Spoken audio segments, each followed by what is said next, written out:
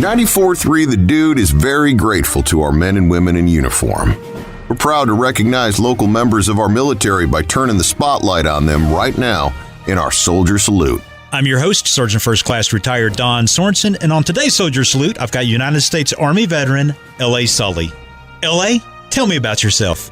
Well, Don, I am a Army brat. My dad was in the Army. Actually, he was in the Army, and then when the Army Air Corps branched off, he went into the Air Force. So I ended up following in his footsteps, and I joined the Army. I ended up marrying a man that was in the Army. Then I turned into an Army civilian. I've been to several places, but I've lived in Columbia since 1996. I love Columbia. I don't want to leave. I think we'll end up staying here for a long time. When I was in high school, my other brothers and sisters were afforded the opportunity. My dad wanted everyone to consider joining the services. My older brother did, and everyone else didn't for whatever reasons. He offered everybody the opportunity. If you would consider going to a military academy, he would buy us a car of our choice. It got down to me. I wasn't sure that I wanted to go to the military academy, but we did apply. I also applied to ROTCs for all the services too. At the time, I was looking at all the services just to see, what would happen and where I could go.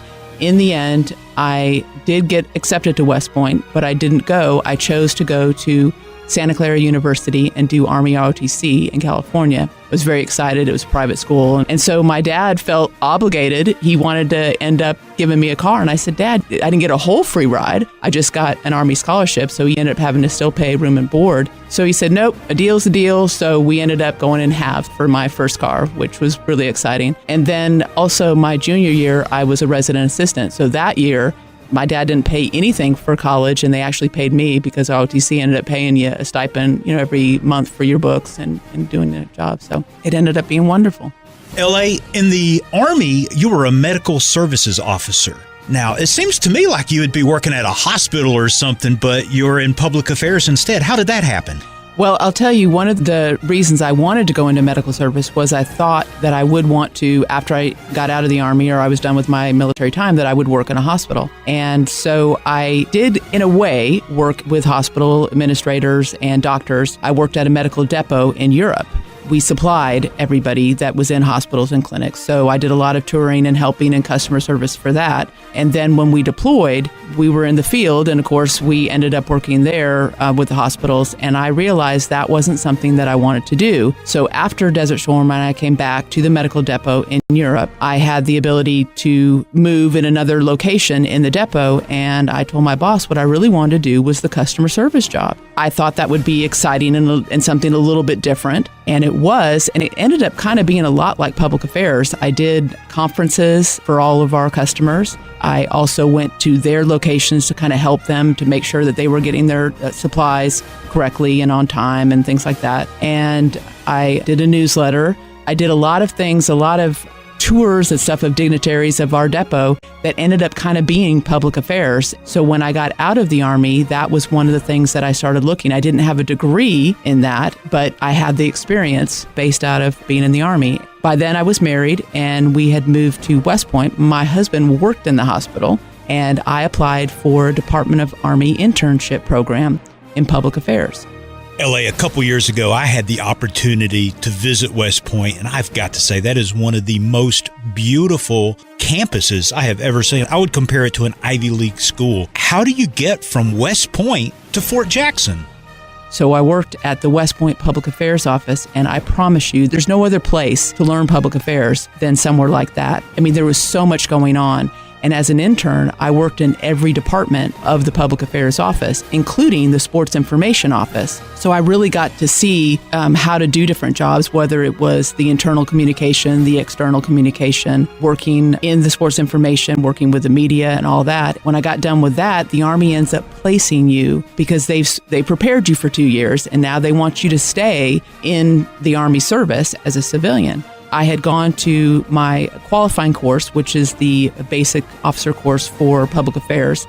It actually is all the services combined. So that was unique too. I got to see how the other services handle public affairs. One of the people in my class worked here in Columbia at the recruiting battalion. When my internship came up, he had an opening. And I thought, he was wonderful. I met him in school. He'd be a wonderful boss. And he turned out to be a wonderful boss. And so I ended up moving down here in 1996 and started working at the Army Recruiting Battalion. I worked there for many years. I just moved over to Fort Jackson. So I was in Army Recruiting Battalion for about 22 years, doing public affairs and a little bit of marketing as well. LA, I would say that what most people's knowledge or expectations of public affairs is probably from watching Good Morning Vietnam or maybe Full Metal Jacket, where Private Joker ended up in public affairs. But that's not a good picture of the role of public affairs, is it? No, but there are aspects that we still do. There's 3 pillars of public affairs, and that is community relations, internal communications, which we call command information, and external communications or media relations. And all we're trying to do is make sure that the public understands what the Army is doing. We are public servants. We serve the public. And so a lot of people are disconnected to their military now. They don't know exactly what the services do. And so we are charged with making sure that people understand what their Army is doing, telling the Army story. And that can include the individual people and their stories, because everybody's got a different story. There's a different reason why people join the Army. There's a different reason why people stay in the Army. Some people, like me, end up in one part job in the Army and then they move on to another job. So there's so many things about the Army that the public doesn't know. And that is the main mission of the Public Affairs Office. So we have people doing those separate jobs. We also now, in today's society, social media is a big outlet. And that is something that kind of crosses everything. You end up doing a little community relations with social media. You can do media outreach because there's a lot of people that follow, on the media. And still, the stuff that you put out on social media is for everybody, but it hits your internal audience as well. LA, I had the opportunity to travel to a lot of different places. I've been halfway around the world and back again. And I've got to say, I have never seen a post that has quite the relationship that Fort Jackson does with the surrounding area. I agree. I've been in several places too, and it was friendly, but nothing quite like Columbia and Fort Jackson. Part of it, I think, has to do with the fact that Columbia gave the land to make Camp Jackson, but also people on Fort Jackson are very appreciative of Columbia and all that it has to offer. For us in public affairs, we like partnering with people in Columbia, whether it's Columbia, Lexington, just the whole surrounding area.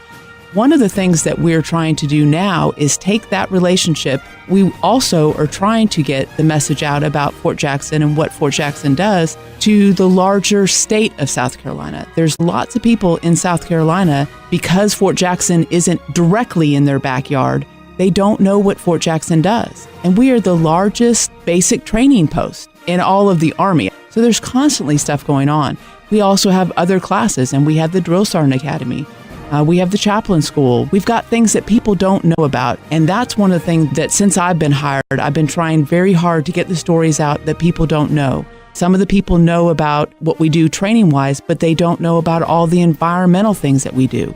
We do a lot of things to help the endangered species on Fort Jackson, which I think is really cool. There's new opportunities that we're having all the time. We just started a mounted surveillance team, which is having people from outside of Fort Jackson that have horses that are part of a search and rescue team helping the mission. So we're always trying to find ways to partner with the city that is so wonderful to us.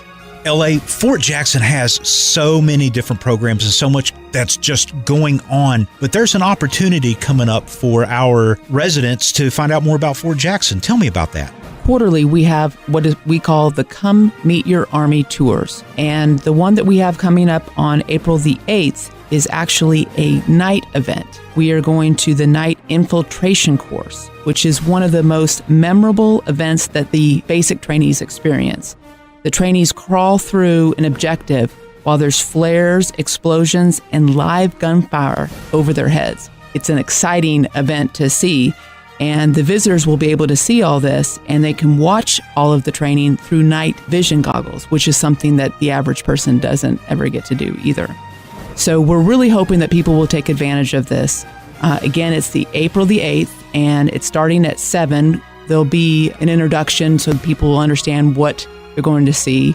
They'll have a chance to get to try on some of the gear that soldiers use when they're in basic training. So we ask that guests arrive no later than 6:45. We're going to meet at the Fort Jackson Non-Commissioned Officer Club. After the briefing, we will actually bus people out to the event. There will be hearing protection too. What guests need to know is they need to bring the invitation and a valid identification card. And those that are driving, they need to bring their driver's license, proof of insurance, and vehicle registration in order to get through the gates of Fort Jackson. We're also asking that everyone be age 13 or older. If you are interested, we ask you to call our Community Relations Office at 803-751-1474. That's where you'll get the invitation.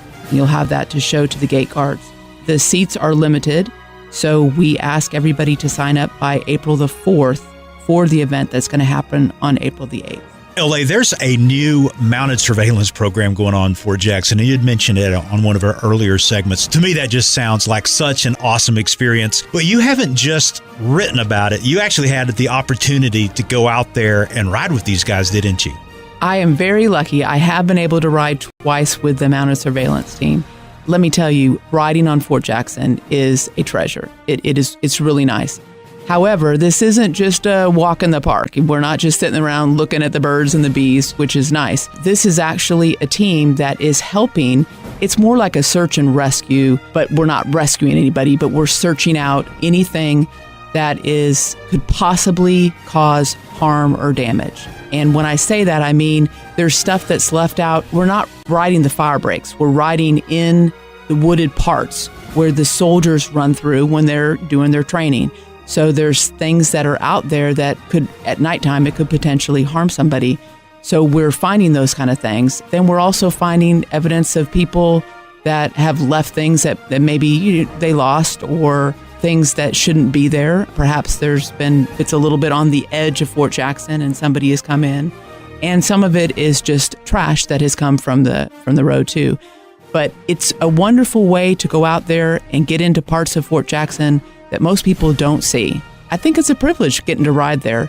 It takes one of my loves of riding horses and then doing a good job and pairing it with my job as public affairs, helping Fort Jackson. It's one of the most wonderful things that I have done since I have been on post. Thanks for joining us in our Soldier Salute, presented by Little Pigs Barbecue. Serving Columbia since 1963 with that bodacious buffet. And by Lexington Guns and Shooting Range, veteran owned and operated.